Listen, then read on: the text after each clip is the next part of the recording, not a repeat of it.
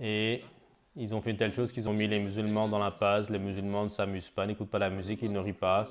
Les femmes ne sont pas soignées, les femmes ne s'amusent pas, ne rient pas. Alors, la vie, c'est une école qui n'a pas donc de lien avec la vie.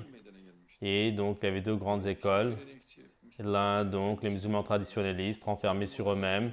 Ils ont leur propre quartier. Et de manière générale, ils vivent dans les sous-sols. Et ils se sont retirés du monde. Mais les casinos, les lieux d'amusement, les plages. Et donc, ils le montraient comme si ça apportait une autre communauté.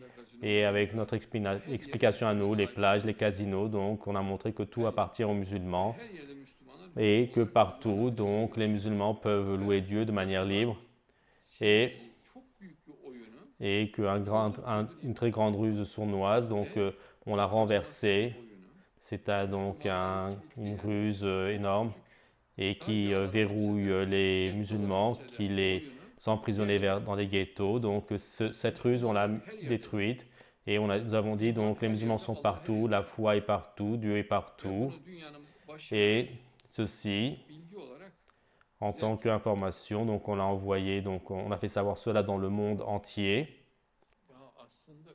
Mais en fait, ils ont fait donc un virage si sournois et certes une jeune fille veut être soignée, voudra donc montrer ses cheveux, il faut que son corps voie le soleil et rire, s'amuser, faire le sport, c'est à quoi s'habiller de manière propre, agréable. Il dit non, donc les femmes ne peuvent pas faire cela, elles ne peuvent pas le faire et en plus ce sont des personnes de deuxième catégorie, disent-ils, et il y a une créature entre l'être humain et les animaux et leur témoignage n'est pas accepté non plus et donc il dit elle ne peut pas sortir dehors, elle ne peut pas téléphoner, on fait le contraire de ce qu'elle dit et de temps en temps il faut lui donner des coups de bâton pour la corriger. Quoi d'autre? Il faut lui donner peu de nourriture et il ne faut pas qu'elle regarde par la fenêtre et énumère jusqu'au matin. Maintenant regarde donc la femme musulmane d'abord et donc ils l'ont empêché de s'approcher de l'islam. Ici ils ont fermé la porte. Après, maintenant, vient donc le tour aux filles. Il dit, tu vas te couvrir, donc, donc maintenant, le tour vient au jeune homme. Donc, il dit, donc, tu vas te couvrir.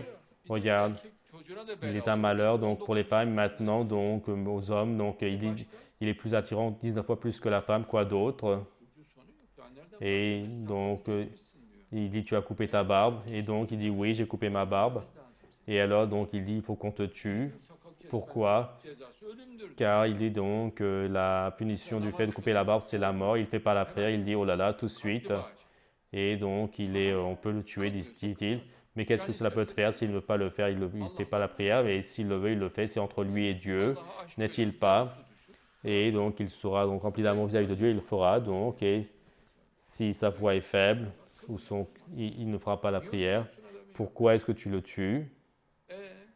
Et donc, quoi d'autre? Et il dit, je peux énumérer jusqu'à... S'il ne donne pas l'aumône, donc je le tuerai, dit-il. Et donc, la punition de chaque chose, c'est la mort. Il écoute de la musique, oh là là, c'est fini. De toute manière, c'est un pervers. Son témoignage ne sera pas accepté, donc c'est une personne de l'enfer. S'il danse, de toute manière, il est fini. Et donc, mon frère, dans cette situation, entrer dans l'islam, et donc pour la personne, c'est comme un malheur. Et donc, pour l'incroyance, elle devient le paradis, alors que c'est tout à fait le contraire. Et il y a ces choses, donc, dans l'incroyance, tu ne peux pas respirer. Et dans l'islam, toutes ces choses sont licites.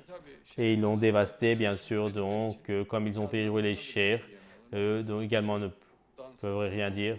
Et s'il dansait, cela ferait un très grand événement. S'il rit, même ne rire, c'est interdit selon eux. Donc le musulman ne peut pas rire donc, aux éclats. Il dit donc lorsque le prophète riait, on ne voyait pas ses dents. Mais comment ça, on ne voyait pas donc, Ali donc, riait à grands éclats? Comment est-ce qu'il ne riait pas?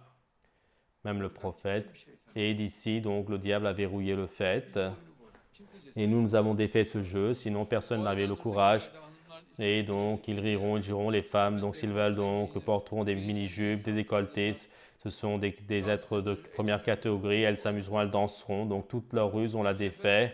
Et cette fois-ci, et les journaux athées communistes, lui, il fait une ruse, il écoute de la musique et les femmes portent des décolletés. Et donc, et la femme qui écrit, il écrit avec le diconie, donc les femmes portent des décolletés, mais mon frère. Et est-ce que c'est ça l'événement du Binti? Oui. Et donc, la ruse que vous avez fait aux musulmans, je l'ai défait. Et le musulman ne peut pas danser, ne peut pas rire, il vivra comme un mort. Et donc, alors à ce moment-là, donc, le musulman est éradiqué par lui-même car il devient asocial, qui coupe ses liens avec la vie. Il voulait former donc un ghetto et à l'intérieur de ce ghetto, il pourrissait, il disparaissait. Et nous, on a montré que donc l'islam, c'est la vie, le fait de s'amuser, la joie, l'enchée, donc la richesse, l'argent et tout ce qui est joli. Et donc, on l'a repris de vos mains. Et donc, on a repris donc la mentalité de Pharaon de vos mains.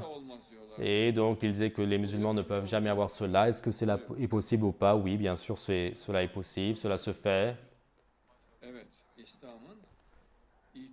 L'islam, le crédit, donc la clarté de nous sommes le vrai visage de l'islam.